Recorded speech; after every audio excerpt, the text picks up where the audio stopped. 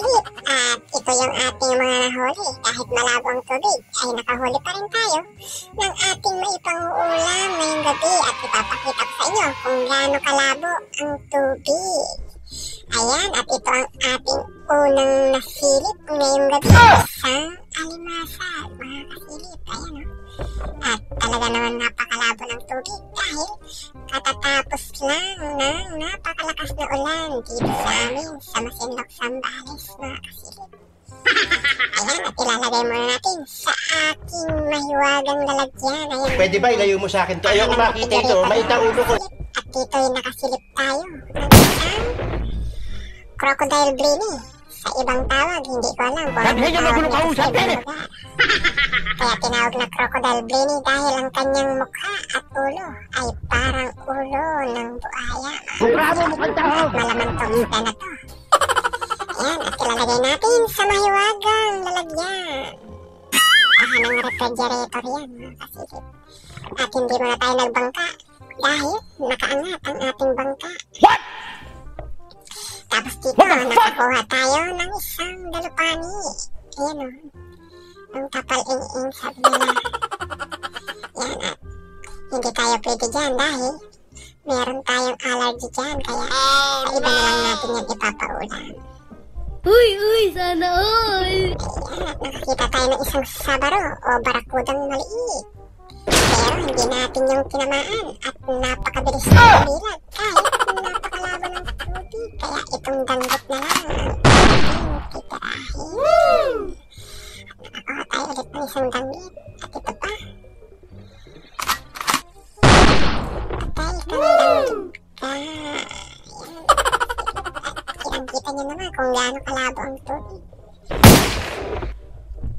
At nagtsaga lang tayo ng kunting oras para meron tayong maiuwi na mauulam na. Galing ha?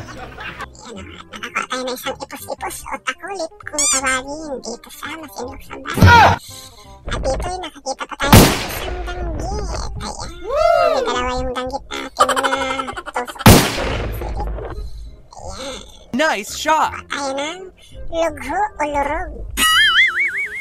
Sa ating pagtitsaga ay nakakapag-ipon tayo pa isa-isa ng ating maiulam ngayong gabi. Ayan, nakasilip. At nakakita na naman tayo dito ng isang isda.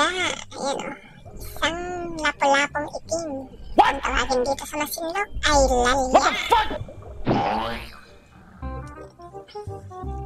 Medyo malaki-laki na itong lalya na ito, mga kasilip. At ayos na ito. Naipang-uulam. Tapos dito, nakasilip tayo ng isang papagot o papakol o trigger fish kung tawagin. Pero nakalimutan natin na dala ang ating mahiwagang ganso. Kaya nahirapan tayong hugutin yan sa butas, mga kasilip. Buti na lang ay may sima ang ating pana at yun na ang ating ginamit. Kaya nakuha natin yung papagot na masarap yan ipangat o adobohin, mga kasilip. Pero pag malaki yan, sigurado napakasarap niyang ihawin at napakataba niya. Ayan, at nakakuha na naman tayo ng danggit na malapit, mga kasilip. At malapit na tayong gumilid dahil napakalabo talaga ng tubig. At halos wala tayong makita.